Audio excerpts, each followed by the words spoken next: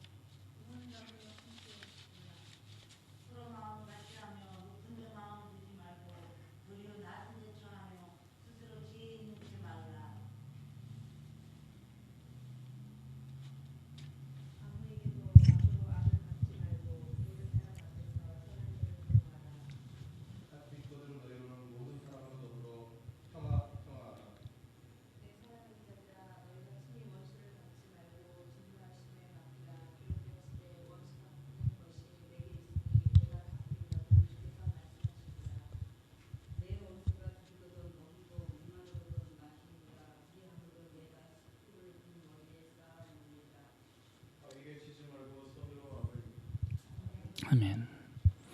로마서 12장 1절에 중요한 단어가 그러므로라는 단어입니다. 1장에서 11장까지는 믿음에 대한 설명이고요. 이제 12장부터는 삶에 대한 설명입니다.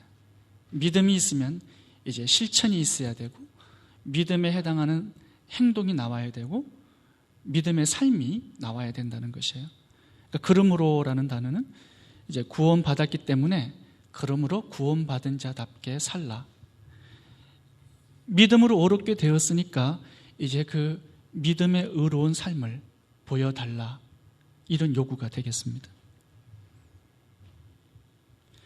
여러분, 나무의 뿌리가 살아있다면 줄기가 나오고 잎이 나오고 꽃이 피고 열매가 맺어요. 밖으로 그 생명이 드러나게 되어 있습니다. 믿음도 마찬가지예요. 믿음이 죽어 있으면 밖으로 드러나지 않아요. 증거가 나타나지 않는다 이것이에요. 그렇지만 그 뿌리가 살아있고 믿음이 있고 안에 영생과 예수 그리스도의 생명이 있다면 반드시 그 생명은 우리의 눈빛으로, 우리의 언어로, 우리의 두 손과 두 발로 이렇게 나타나게 되어 있습니다. 그러니까 믿음은 보여지는 거예요. 그래서 믿음과 실천, 삶은 하나입니다. 따로따로 떨어져 있는 게 아니에요. 이제 유대인들의 문제는 뭐냐 하면 믿음 없이 행함만 강조합니다. 캐톨릭도 마찬가지예요. 근데 요즘 교회들도 문제가 뭐냐 하면 믿음은 강조하는데 삶, 행함을 강조하지 않아요. 이 두 가지 다 잘못된 것입니다. 로마서는 한 권이에요. 믿음과 실천, 이것이 하나입니다. 동전의 양면과 같아요. 하나가 떨어져서 하나가 생존할 수가 없어요. 두 개가 함께 하는 겁니다. 로마서 12장 1절부터 보시면 구원받은 자는 어떻게 살아가야 되는가? 너의 몸을 하나님이 기뻐하시는 거룩한 예배로 드려야 된다. 너의 몸, 이 몸이 관건이에요. 마음으로 믿었어요. 이제 몸이 따라와야 되는 거예요. 몸과 마음이 따로 놀아요. 이거는 구원이 아닙니다. 몸을 드려야 된다는 거예요. 예배로, 영적 제사로 드려야 된다는 겁니다. 하나님께서 로마서 12장에 우리가 드려야 될, 우리 몸을 드려야 될 대상을 이렇게 세 가지로 구분을 해 놓으셨습니다. 이 세 가지 대상에게 그 대상을 사랑하는데 우리의 몸을 드려야 된다. 사랑에 우리의 몸을 드려야 된다. 이렇게 말씀하세요. 그것이 바로 영적 예배다고 말합니다. 첫 번째는 형제의 사랑, 두 번째는 이웃 사랑, 세 번째는 원수 사랑. 이 세 가지의 사랑에 우리의 몸을 드리는 것, 이것이 구원받은 자의 삶이고 이것이 하나님께서 기뻐 받으시는 영적 예배다. 이렇게 말씀합니다. 성경은 구원받은 증거를 사랑에 두고 있습니다. 이 사랑에 우리의 삶을 드리는 것, 이것을 구원받은 증거라고 얘기를 합니다. 이 구원받았다는 것을 성경에서는 이렇게 표현해요. 사망에서 생명으로 옮겼다. 이 사망에서 생명으로 옮겼다라는 단어는 딱 성경에 2번 나옵니다. 하나는 요한복음 5장에 나오고 하나는 요한일서 3장에 나와요. 제가 거기다가 적어놨습니다. 한번 보겠습니다. 요한복음 5장 24절 서론 부분에 적어놨습니다. 내가 진실로 너희에게 이르노니 내 말을 듣고 또 나 보내신 이를 믿는 자는 영생을 얻었고 심판에 이르지 아니하나니 사망에서 생명으로 옮겼느니라. 요한일서 3장 14절도 짝이 되는 말씀인데 한번 살펴보겠습니다. 우리가 형제를 사랑함으로 사망에서 옮겨 생명으로 들어간 줄을 알거니와 사랑치 아니하는 자는 사망에 거하느니라. 이해가 좀 됩니까? 사랑치 아니하는 자는 사망에 아직도 거하고 있다. 그러니까 사랑이 구원의 증거라는 거예요. 영생이 있는 증거라는 겁니다. 사랑을 실천하지 않는 자는 구원받은 자가 아니다, 이 말씀이에요. 아직도 사망의 자리에 그대로 있다, 이 말씀을 하고 있습니다. 여러분, 영생이라는 단어를 거기다 썼어요. 영생은 영원히 사는 거예요.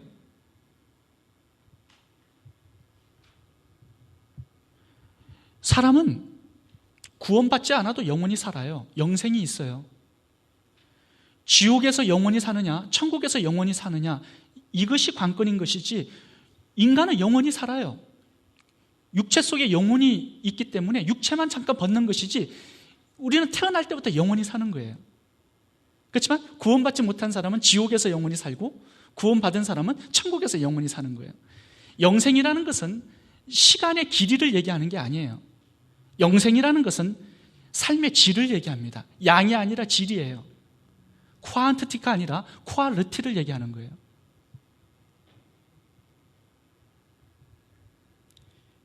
영혼의 질을 결정하는 것이 바로 사랑이에요. 천국은 사랑이 있는 영혼이고 지옥은 사랑이 없는 영혼입니다.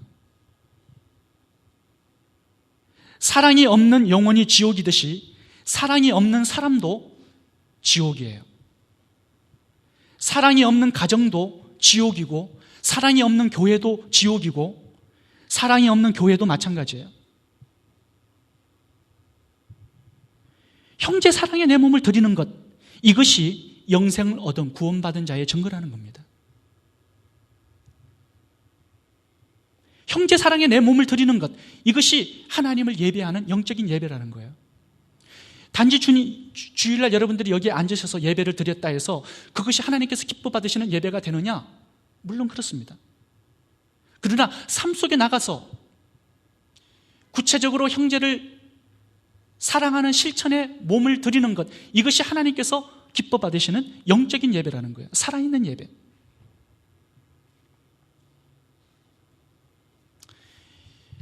여러분, 형제 사랑은 주님께서 우리가 사랑해야 될 첫 번째 대상에 두고 계십니다. 우선순위라는 거예요. 왜 그러냐 하면 교회 안에서 예수님의 피를 나눈 형제끼리 사랑하지 못하면 어떻게 밖에 나가가지고 세상 사람들을 사랑할 수 있겠습니까? 로마서 12장 5절을 봐보시면 이런 단어가 있어요. 너희는 그리스도의 몸이고 너희는 서로 지체가 되었다는 겁니다. 예수를 믿었다면 이제 교회 안에 들어와서 예수 그리스도의 몸 안에 거하는 거예요. 그리고 서로는 지체예요. 그러니까 무슨 말이에요? 우리 서로가 몸이에요. 다른 사람을 해치잖아요. 내 몸을 해치는 거예요. 다른 사람을 사랑하고 섬기는 것은 내 몸을 사랑하는 거예요. 우리는 몸이에요.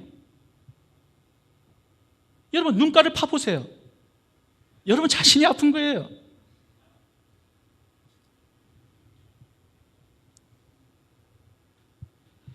마태복음 19장에 보시면 이런 말씀이 있어요.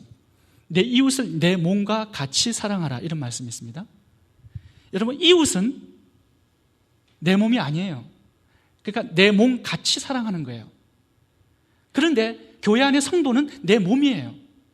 내 몸으로 사랑하고 이웃은 내 몸처럼 사랑하는 거예요. 그러니까 얼마나 중요합니까? 우리 몸이. 우리 성도를 사랑하는 것이 얼마나 귀중합니까?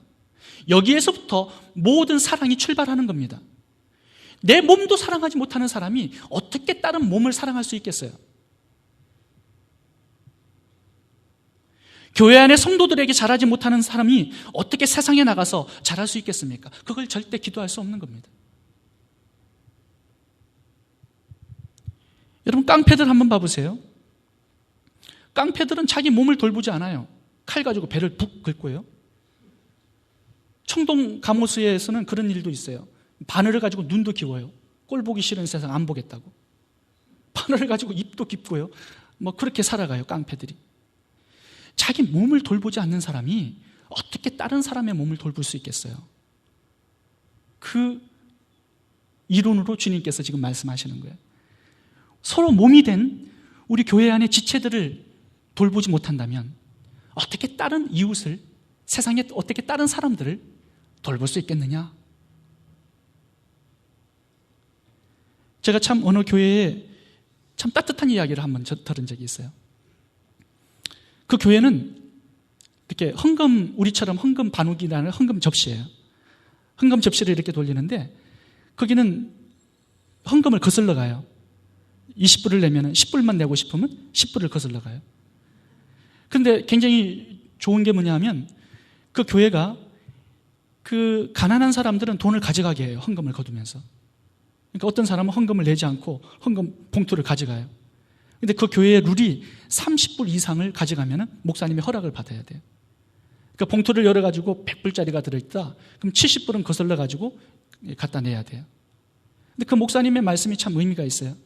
우리는 가족인데 가족끼리 있는 사람은 더 내고 없는 사람은 조금 가져간다 해서 그것이 무슨 흉이 될 수 있겠습니까? 당연히 그렇게 해야죠. 그렇게 말씀하세요. 그게 피를 나눈 형제 사랑이에요.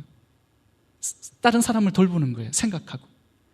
제가 지난번에 최한용 형제님 그 큰아들 준이에게 사탕을 하나 준 적이 있는데 준이가 사탕을 받아 가지고 가더니 하나를 더 달라고 왔어요.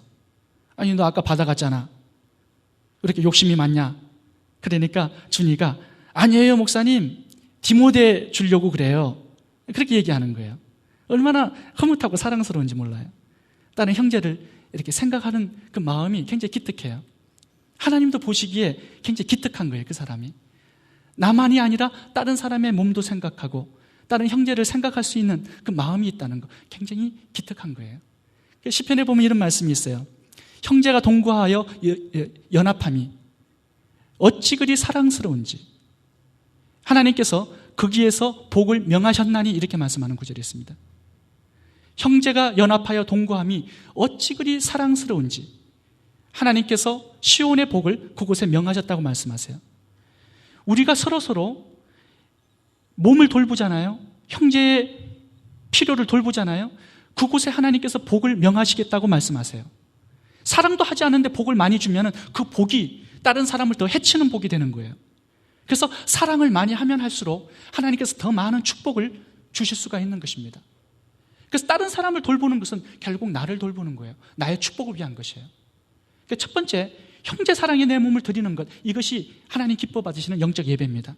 두 번째, 이웃 사랑에 내 몸을 드리는 것이 영적 예배예요. 하나님 기뻐 받으시는 예배가 된다고 말씀하세요. 근데 구체적으로 이웃 사랑을 어떻게 해야 되느냐? 로마서 12장 13절입니다. 성도들의 쓸 것을 공급하며 손 대접하기를 힘쓰라. 우리 성도들이 힘써야 될 것은 물론 성도들의 쓸 것을 공급하는 것, 여기에 거쳐서는 안 돼요. 더 나아가서 피를 나누지 않은 손님의 필요까지도 생각하고 우리의 몸을 이웃 사랑에 드릴 수 있어야 된다, 이렇게 말씀합니다. 그러니까 우리의 사랑의 영역을 좀 더 넓혀가는 거예요. 내 지경을 넓혀주소서. 야베스의 기도가 이런 기도죠.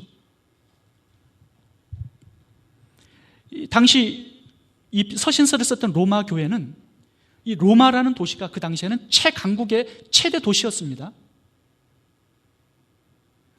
모든 길은 로마로 통하기 때문에 얼마나 많은 손님들이 북적거렸는지 몰라요. 거기 이제 로마 교회가 있는 거예요. 그런데 그 당시 교회가 핍박이 참 많았던 시절이었어요. 그러니까 성도들의 삶의 수준은 노예였어요. 노예. 이 노예이기 때문에 손님 대접을 못하는 거예요. 없기 때문에.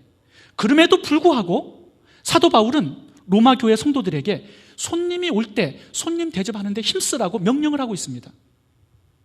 사랑의 영역을 이제 교회 밖을 벗어나서 손님에게까지 확장시키고 있는 거예요.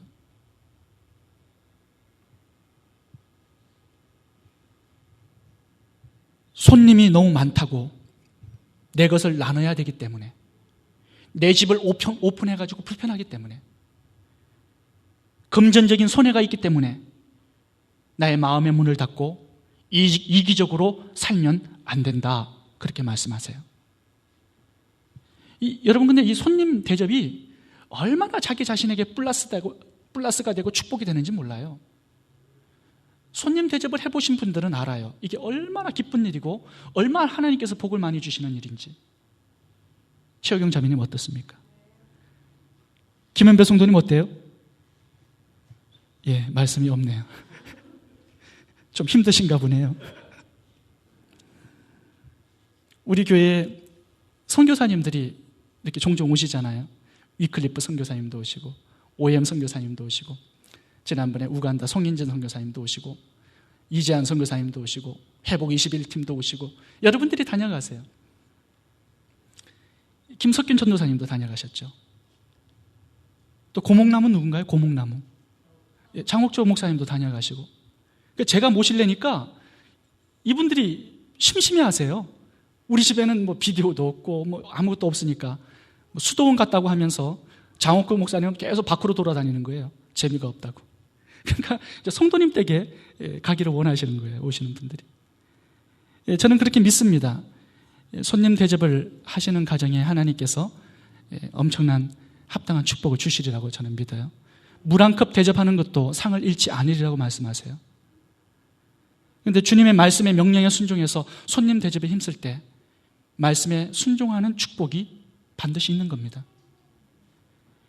이 손님 대접해가지고 축복을 받았던 케이스들이 성경에 참 많이 나오는데, 리브가가 그래요. 리브가 아브라함이 엘리에셀 그 종을 이제 부인을 구하러 멀리 다른 지역으로 보냈어요. 다른 지역으로 보냈는데 이제 나귀를 가지고 엘리에셀이 목이 마르잖아요, 나귀가. 그래서 우물가에 있는데 리브가가 나오는 거예요. 그 리브가가 엘리에셀이라는 손님을 접대를 해요. 물을 떠주고 낙타에게도 물을 다 먹여요. 그 손님 대접하는 것 때문에 이삭의 부인이 돼요. 아브라함의 며느리가 되고요, 예수님의 조상이 됩니다. 손님 대접 잘해가지고 받은 축복이에요. 아브라함도 손님 대접을 참 잘했어요. 하나님께서 어떨 때는 사람으로 가장해서 나타날 때가 있는 것 같아요. 아브라함이 손님인 줄 알고 대접을 했는데 하나님과 두 천사를 대접하게 된 거예요. 근데 하나님께서 두 천사를 데리고 나타나셔가지고 아브라함에게 그 대접을 잘 받은 다음에 두 가지의 축복을 주세요. 하나는 아브라함이 엘리에셀을 이 자기의 상속자로 삼으려고 그래요. 이스마엘을. 근데 하나님께서 나타나셔서 이스마엘이 아니다. 내년에 사라가 잉태를 할 건데 그 이삭이 바로 하나님의 약속된 씨앗이다, 가르쳐줘요. 그리고 다른 하나는 소돔과 고모라의 멸망을 가르쳐줍니다. 아브라함에게 내가 무엇을 숨기겠느냐, 이렇게 말씀하세요. 대접을 받고 나서 손님 대접하는 자에게 주시는 축복이 우리가 상상할 수 없는 그런 축복들이 있어요. 마르다하고 마리아는 예수님을 매일 그 집에다가 모셔서 식사를 대접해 줬어요. 나사로가 죽었는데 부활시켜 주시잖아요. 수냄 여자도 엘리야를 위해서 다락방에 손님 대접을 잘했잖아요. 그 아들이 죽어요. 살려놓잖아요. 죽은 것을 막 살려놓는 그런 축복을 주신다니까요. 부자와 나사로에 비해서 손님 대접을 잘 안 했던 부자, 나사로가 손님이잖아요. 거짓 나사로가 대접을 잘 안 해줬더니 죽은 다음에 영적인 세계에서도 하나님께서 이 부자를 대접을 잘 안 해주세요. 그냥 지옥에다가 보내버려가지고 목마르게 영원히 내버려 두시는 거예요. 그러니까 목마른 자가 있으면 물을 마시게 하고, 배고픈 자가 있으면 밥도 좀 주고, 이런 것이 참 좋은 겁니다, 여러분. 제가 김석균 전도사님을 모셨을 때 5일간 우리 집에 있었어요, 그분이. 근데 한국을 제가 나가가지고 만났는데 제가 잘해줬다고 중국집에, 저 그런 초호합한 중국집은 처음 가봤어요. 그분이 저를 거기다가 모셔놓고 그냥 초호합판으로 대접을 하더라고요. 근데 김석균 전도사님이 저에게 굉장히 좋은 간증을 들려주신 게 있어요. 그 집은요, 제가 살았던 두메 산골 그 집에 비할 게 아니에요. 너무너무 가난했어요. 8남매인데 찢어지게 가난했다고 그러더라고요. 근데 그 어머니가 익산댁이었어요. 익산댁. 근데 그 시골에 3일장이 이제 서가지고 3일장이 들어서면 이제 손님들이 많이 오는데 잘 데가 없는 거예요, 손님들이. 근데 익산댁에서 다락방에 그 손님을 접대하는 방을 하나 만들어줘가지고 오시는 손님들을 거기다 주무시게 하고 음식을 대접해 줬다는 거예요. 계속 어머니가 돌아가실 때까지 익산댁이 그런 일을 많이 하셨다고 그러더라고요. 근데 김석균 전도사님이 태어나기 전날, 잉태하기 전날 어떤 일이 있었냐면 구렁이가 자기 집으로 들어와가지고 알을 낳았대요. 구렁이가 알을 낳는데 이 구렁이 알이 만병통치약이래요. 사람들이 그걸 알고서는 이 알을 갖다가 훔쳐가려고, 빼앗아 가려고 그렇게 막 노력을 했다는 거예요. 그래서 그 익산댁이 우리 집에 오신 손님을 갖다가 그렇게 푸대접을 해서 되겠느냐고, 그래서 알을 갖다가 잘 보호를 해줬어요. 근데 구렁이가 그걸 알고 다음날 그 알을 가지고 어디론가 도망을 갔대요. 그 다음날 그 어머니가 잉태를 했다는 거예요, 김석균 전도사님을. 근데 잉태를 하고 났는데 8남매 중에서 8남매들이 가난했는데 얼마나 결혼을 잘했겠어요. 근데 김석균 전도사님은 한국의 갑부집 딸이에요. 그 사모님이 약간 소아마비가 있으신 분인데 갑부딸이에요. 갑부딸. 굉장히 부유한 집안이에요. 거기 결혼을 하시게 되었어요. 그리고 하나님께서 이렇게 은사를 주셨는데 탁월한 작곡을 하게 하세요. 참 은혜로운 작곡들을 하게 하세요. 한국 최고의 복음승가 가수로 사역을 하고 계십니다. 익산댁이 손님 대접을 잘했기 때문에 자기가 받은 축복이라고 제게 그렇게 말씀하시더라고요. 여러분, 손님 대접을 잘할 때 주어지는 축복이 바로 마태복음 25장 42절입니다. 김현배 성도님 한번 읽어주실래요? 내가 줄일 때에 너희가 먹을 것을 주지 아니하였고 목마를 때에 마시게 하지 아니하였고 나그네 되었을 때에 영접하지 아니하였고 젖었을 때에 배고픔 피지 아니하였고 병들었을 때와 어깨 꺾였을 때에 돌아보지 아니하였느니라 하시니 이 지극히 작은 자 하나에게 하지 아니한 것이 그건 네게 하지 아니한 것이니라. 됐습니다. 여러분, 나그네 된 자 25장 43절 봐보세요. 나그네 되었을 때 누가 나그네 된 거예요? 예수님이. 우리 집에 들어오시는 손님이 바로 예수님이라는 거예요. 그렇게 여기고서는 대접을 잘 하라, 이렇게 말씀을 하세요. 아직도 한 번도 내 집을 오픈해 본 적이 없으신 분은 좀 오픈하세요. 손님들을 좀 모셔주세요. 하나님께서 자기 자신을 대접하는 것처럼 동일하게 그런 축복을 주시겠다는 겁니다. 손님 대접을 통해서 축복을 많이 받으실 수 있기를 바랍니다. 거기에 몸을 드리는 것이 하나님 기뻐 받으시는 영적 예배다 말씀하십니다. 세 번째, 원수 사랑입니다. 점점 사랑이 확장되어서 이제 원수까지 사랑해서 그 사랑에 너의 몸을 드리라고 말씀하세요. 이거는 정말 힘든 부분입니다, 사실. 원수 없는 사람이 어디 있겠어요? 다 원수가 있어요. 14절 한번 봐볼까요? 맨 위에. 핍박하는 자, 이런 사람들이 다 있습니다. 17절, 악하게 하는 자 다 있어요. 20절, 원수, 이런 사람들이 한두 사람은 다 있습니다. 그런데 이런 원수들을 대해서 어떻게 해야 되는가? 21절, 김현배 성도님 한번 읽어주세요. 여러분, 악은 악으로 절대 이길 수 없습니다. 악은 선으로만 이기게 되는 거예요. 사랑으로만 이기게 되는 거예요. 그래서 승리의 비결을 주님께서 알려주세요. 악한 자라 할지라도, 원수가 있다 할지라도 악하게 대하지 말고 선하게 대하고 사랑에 너의 몸을 드리라, 이렇게 말씀하세요. 원수에게 잘해주기 위해서 내 몸을 드린다는 거, 이거 굉장히 어려운 부분입니다. 근데 우리들 보고 그걸 요구하고 계세요. 원수들에게까지 사랑하라. 여러분, 사랑은 사람과 대상을 따라서 변화되는 게 아니에요. 그게 주님의 사랑이거든요. 사람을 따라서 차별하고 구별하지 않아요. 가룟 유다도 사랑하시잖아요. 원수대장까지 다 사랑하세요. 그 주님의 사랑이 내 마음에 들어있다면 너도 동일하게 한번 사랑해보라, 이렇게 말씀하세요.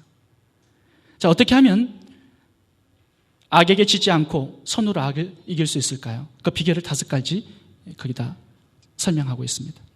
첫 번째, 축복하라는 겁니다. 원수를 향한 첫 번째 자세는 말을 조심하라, 이것입니다.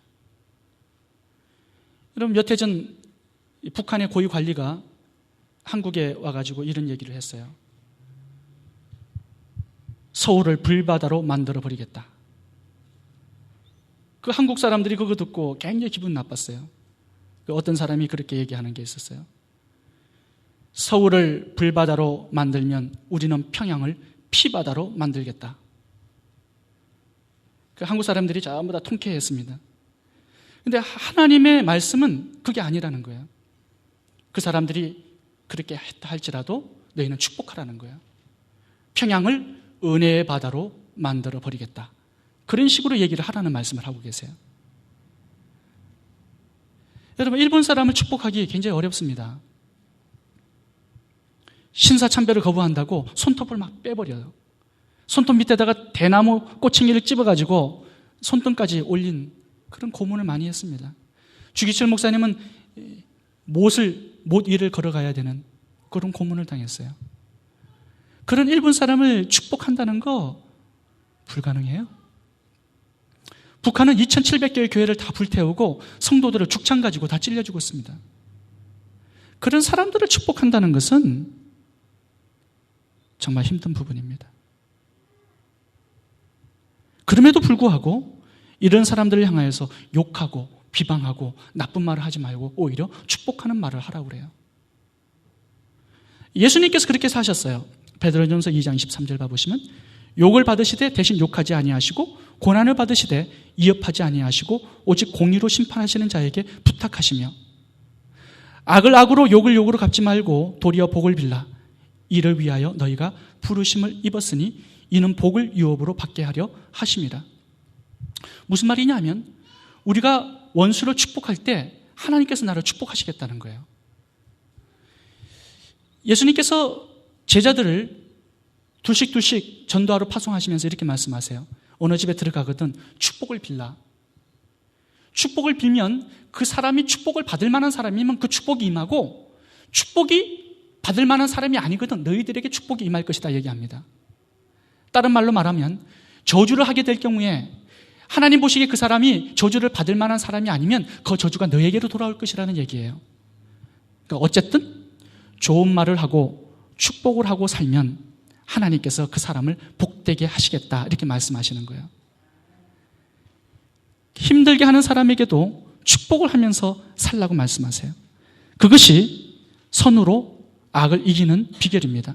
두 번째, 함께 하라고 말씀합니다.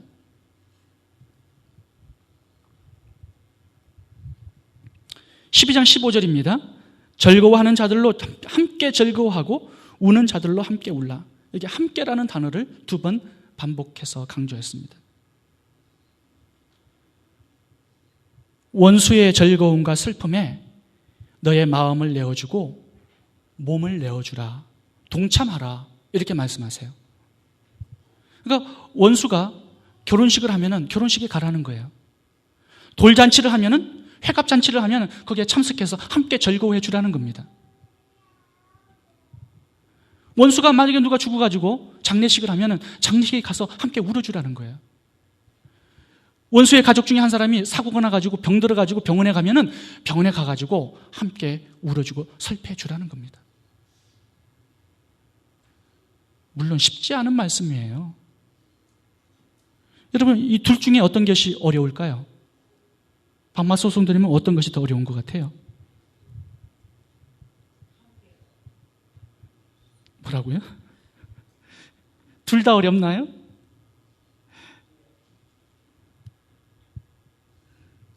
저는 함께 슬퍼하는 것보다 즐거워하는 것이 더 어려워요. 이 함께 슬퍼하는 것은 3배로 어렵고 함께 즐거워하는 것은 7배로 어렵다는 얘기가 있어요. 원수가 사고 나고 식구가 죽을 때 울어주는 것은 쉽습니다. 그런데 원수가 땅을 산다든가 큰 집 사고 주식값이 오른다든가 자식이 스탠포드 대학에 장학생으로 들어간다든가 렉서스를 뽑아가지고 타고 다니면은 눈이 뒤집혀지는 거예요. 혈압이 막 올라가고요. 살이 막 부들부들 떨려요. 어떤 사람은 막 까무러쳐가지고 넘어지는 사람도 있어요. 화가 나가지고. 그러니까 함께 즐거워하는 게 그만큼 어려운 겁니다. 가인도 봐보세요. 아벨이 제사를 잘 드려서 하나님의 사랑을 받으니까 거기에 질투가 나가지고 돌로 쳐 죽여요. 이런 가인의 피가 우리 모두에게 흐르고 있는 겁니다. 제가 이제 박사학위를 받잖아요. 근데 제가 박사학위 받는 것도 배 아파하는 분이 계세요. 우리 목사님들한테는 제가 말을 잘 못해요. 목사님들이 한 분은 그렇게 얘기해요. 석사는 돌에 맞아 죽는 게 석사고 박사는 밖에 나가 죽는 게 박사다. 그렇게 하면서 축하해 주지를 않는 거예요. 전부 다 보면은 질투의 화신들이에요. 누가 자매님이 이쁘게 화장을 하고 오면요, 정말 천사같이 오늘 이쁘다 이렇게 칭찬해 주는 게 아니에요. 아니, 오늘은 왜 이렇게 화장빨이 안 받아? 오늘 좀 푸석푸석한데 어디 아파? 그렇게 배 아파하는 거예요. 그게 인간의 심보입니다. 여러분, 가진 달란트가 없어도 남 좋은 일 함께 즐거워해주고 슬픈 일을 함께 울어주잖아요. 사람을 얻어요. 원수도 얻게 됩니다. 그래서 이게 선으로 악을 이기는 거예요. 함께 동참해주고 마음을 주라는 거예요. 제가 북가주에 참 사이가 안 좋은 목사님이 한 분 계세요. 제가 자주 이분에 대해서 얘기를 해요. 이분은 밥을 사줘도 안 되고 어떻게 해서도 되지가 않아요. 근데 그분의 어머니가 돌아가셨어요. 어머니가 돌아가셨는데 제가 바쁜 중에도요, 그 장례식에 오클랜드에서 장례식을 하는데 참석을 했어요. 그냥 참석했느냐? 부조금을 가지고 참석했어요. 부조금을 딱 내놓은 순간요, 그분의 얼굴 표정이 달라지는 거예요. 돈을 받으니까. 몸을 참석해 주는 것도 감사한데 캐시까지 가져온 거예요. 그분이 감동을 먹은 거예요. 그 다음부터요, 이분의 자세가 달라졌어요. 먼저 인사해요. 민 목사님 오셨어요 하면서 굉장히 반갑게 인사해요. 왜 그런지 아세요? 그분의 슬픔에 동참해 주었기 때문에 그래요. 함께 마음을 주고 함께 몸을 드렸어요. 그것이 이 사람을 얻는데 결정적인 역할을 했습니다.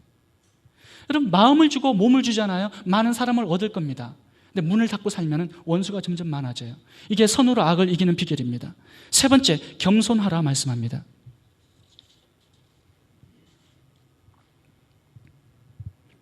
이 겸손이 선으로 악을 이기는 비결이에요. 여러분, 겸손한 사람 앞에서 겸손하는 거 누구나 다 할 수 있어요. 그거는 저도 해요. 근데 참 교만한 사람 앞에서, 원수 앞에서 내 자신을 낮추고 겸손하게 한다는 것은 굉장히 어렵습니다. 존경할 만한 가치가 없는 사람 앞에서 정말 겸손하게 낮춘다는 것은 굉장히 어려운 부분이에요. 근데 진짜 겸손한 사람은 교만한 자 앞에서 상처받지 않습니다. 자세가 흔들리지 않습니다.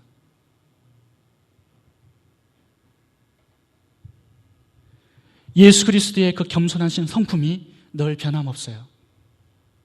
그런데 교만한 사람은 늘 변합니다. 사람에 따라서. 제가 이스트베이 침례교회 어릴 때부터 거기서 신앙생활을 했기 때문에 제게 반말을 하는 사람이 많아요, 거기가. 근데 제가 목사 안수를 받고 난 다음에는 반말하는 게 다 없어졌어요. 존중을 해주는 거예요. 근데 딱 한 사람 있어요. 어떤 집사님인데, 그러면 63세예요. 저희 청년 때부터 봤기 때문에 그분이 계속 반말해요. 지난번에도 갔더니 민 목사 하면서 툭툭 치면서 자기 친구 대하듯이 그렇게 대하는 거예요. 제가 얼마나 기분이 안 좋겠어요. 그래서 제가 한마디 했어요. 집사님, 집사가 목사 앞에서 반말하면 되겠습니까? 버릇을 좀 고치시지요? 그랬더니 그분이 까무러치려고 그래요. 예전에 보지 못했던 모습이거든요.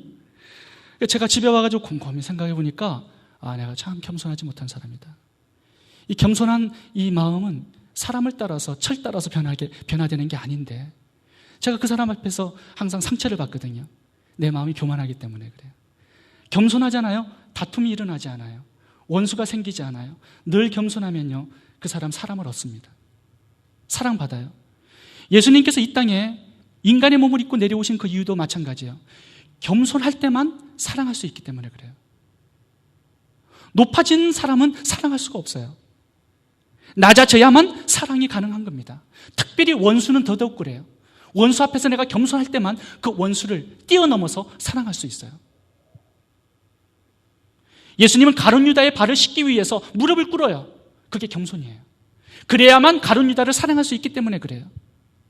내가 마음에 안 드는 그 사람 앞에서 조금 겸손하고 낮아질 필요가 있어요. 그래야 하나님께서 나를 높여주세요. 다윗이 계속 사울왕 앞에서 죽일 수도 있었어요. 자기 굴에 들어와가지고. 그래도 겸손히 하나님의 권위 앞에서 순종하고 낮아집니다. 어떻게 해요? 하나님께서 사울왕 앞에서 다윗을 점점 높여주세요. 다윗이 이제 왕이에요. 사울이 그 앞에서 낮아져서 살아가는 거예요. 겸손한 자에게 하나님께서는 은혜를 주시겠다는 겁니다. 여러분, 겸손이 손으로 악을 이기는 비결이에요. 늘 겸손한 사람이 늘 사람을 얻을 수 있습니다. 네 번째, 복수하지 말아야 됩니다.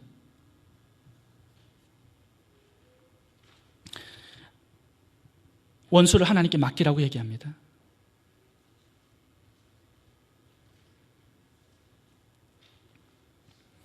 여러분, 우리가 여기에서 복수를 하지 않게 될 수 있는 비결이 하나 있어요. 그게 뭐냐 하면 믿어야 돼요. 하나님을 믿어야 되는데 19절 한번 봐보세요. 내가 원수를 갚겠다, 이 말씀을 믿어야 돼요. 하나님께서 나의 원수를 갚아주실 거라는 것을 믿어야 돼요.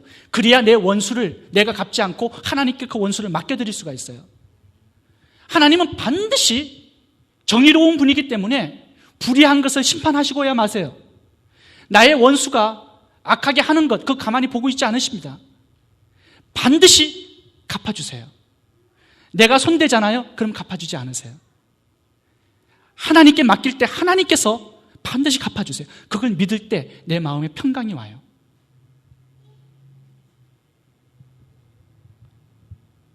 하나님의 진노하심에 그 원수를 맡겨버릴 때 나에게 참 자유함이 옵니다.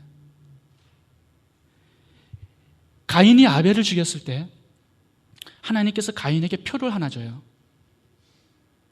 그러면서 이렇게 말씀합니다. 가인을 죽이는 자는 벌을 7배나 받으리라. 가인에게 표를 주사 만나는 누구에게든지 죽임을 명쾌하시니라. 무슨 말을 하시는 거예요? 표를 주신 뜻은 누구도 가인에게 손대지 말라는 거예요. 가인을 심판하는 분은 하나님 한 분이기 때문에 그래요. 인간이 잘못했다 해서 그 사람을 내가 심판하고 정죄하고 복수하지 말라는 겁니다.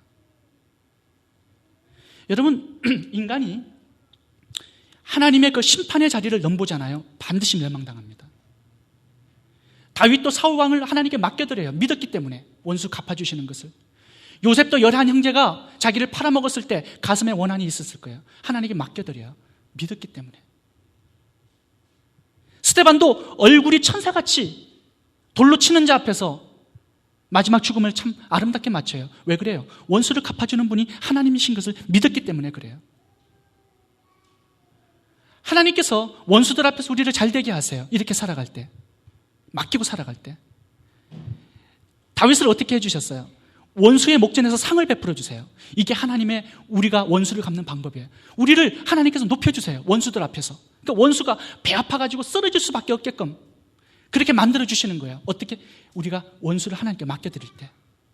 우리를 점점 강성하게 하시고 잘되게 하시고 부유하게 하세요. 그 원수들이 보는 목전 앞에서 말입니다. 하나님께서는 테이블을 펴셔가지고 나에게 진수성찬을 차려주시는 거예요. 기름을 부어주세요. 내 잔이 넘치도록 만들어주세요. 그게 하나님께 원수를 맡겨주실 때 하나님께서 나에게 주시는 축복입니다. 손으로 악을 이기는 방법은 원수를 내가 복수하지 않고 하나님께 맡기는 겁니다. 5번째, 원수의 필요를 채워주세요.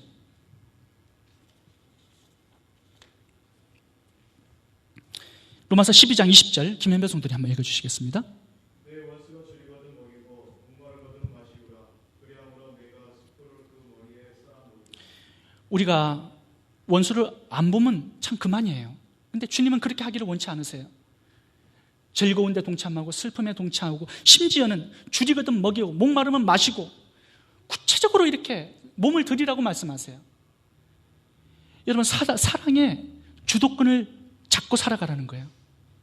마귀가 미움의 주도권을 잡고 이 인간을 다 통치하고 있어요. 그 속에서 주도권을 놓치지 말라는 거예요. 사랑의 주도권. 그 주도권을 잡고 하나님의 나라를 적극적으로 세워가라고 말씀하시는 겁니다. 악에게 지지 말고, 미움에게 지지 말고,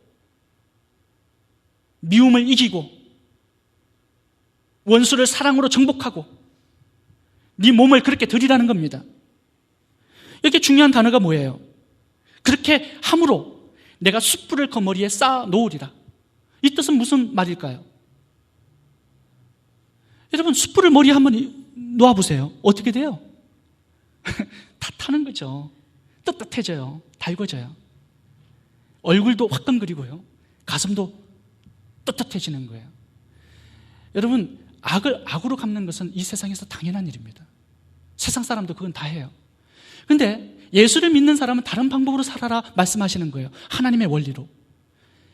악한 자에게요, 원수에게 참 잘해주잖아요. 악을 선으로 갚잖아요. 원수가 얼굴이 부끄러움으로 뜨뜻해져요. 가슴이 감동으로 뜨뜻해져요. 머리가 하나님의 은혜로 뜨뜻해져요. 치유가 되고요, 회복이 일어나고 회개가 그 속에 나옵니다.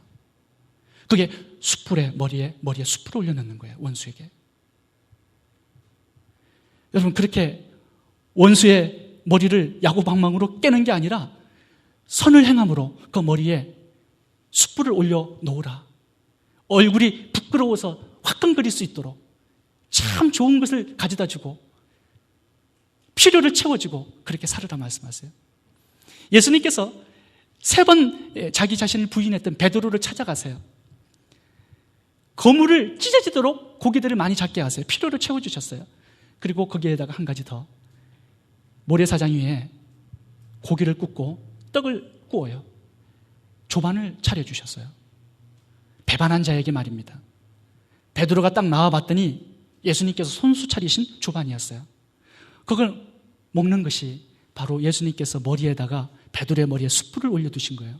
얼마나 부끄러운지 베드로가 고개를 들지 못했어요. 거기서 사랑을 고백하잖아요. 예수님, 당신을 사랑합니다. 사랑합니다. 사랑합니다. 회개가 나온 거예요. 숯불을 올려놓으라는 거예요.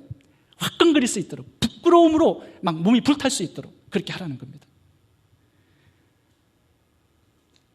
여러분, 제가 여러분들에게 좀 상처를 주고 잘못하더라도 여러분 숯불을 좀 올려주세요. 제가 부끄러움으로 화끈거릴 수 있도록. 그래서 여러분들을 더욱더 많이 섬기고 사랑할 수 있도록. 그게 선으로 악을 이기는 비결입니다. 어떤 목사님께서 간증을 하나 하셨는데 그 간증이 참 마음에 와닿아요. 이분은 군대 생활을 했을 때 선배한테 너무 많이 맞았어요. 그러니까 들어오는 쫄병들을 너무 때리팬 거예요. 근데 자기가 때리팬 그 쫄병 중에 예수를 참 잘 믿는 쫄병이 있었어요. 그 쫄병은요, 훈련 받고 나와가지고 이제 잘 때 되면은 이불 속에서 이렇게 흔들면서 기도를 하는 게 그 쫄병의 습관이었어요. 계속 기도를 하는데 30분에서 1시간 계속 기도를 해요. 중얼거리면서. 그게 그 상관은 꼴보기가 싫은 거예요.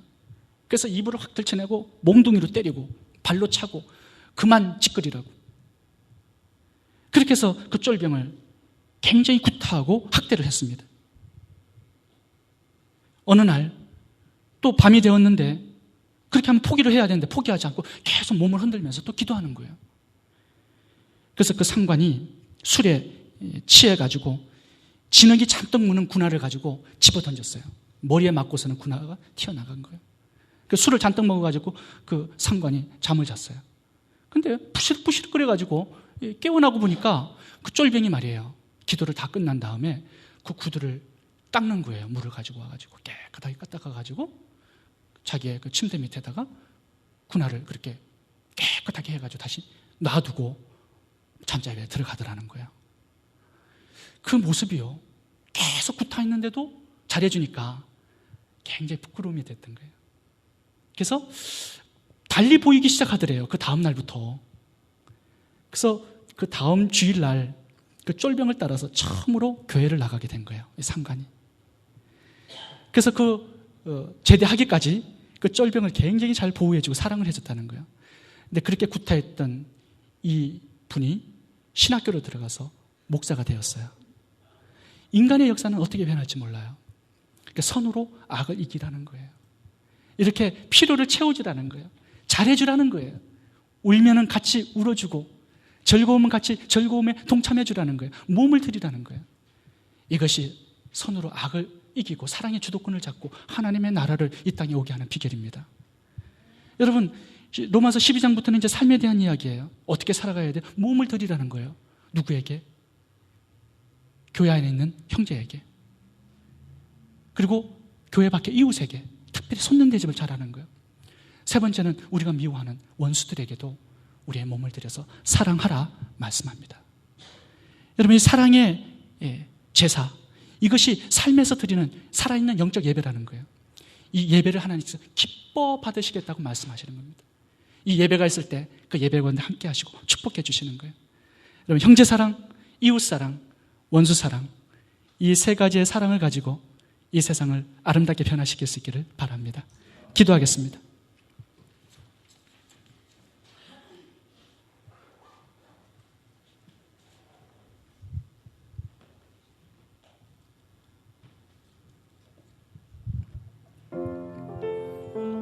우리 다 일어서시겠습니다.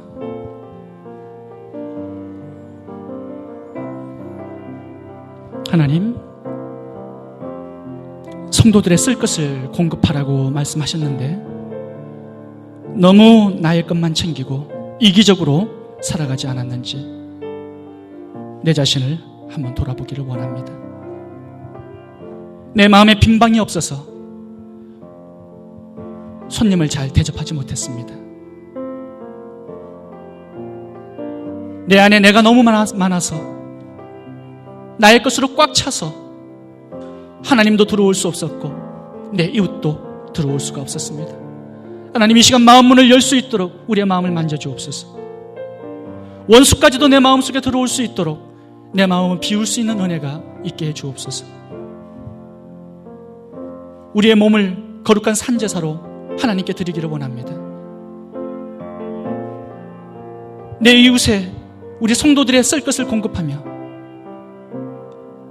손대접하기를 힘쓰며 이웃의 필요를 채워주는 나의 것을 나누고 희생하는 제물로서의 인생을 살아갈 수 있도록 도와주옵소서. 사랑의 주도권을 잡고 우리의 가정의 교회의 사회에 하나님의 나라를 아름답게 세우는 축복의 하나님의 사랑의 통로가 되게 해 주옵소서. 예수님의 이름으로 기도하옵나이다.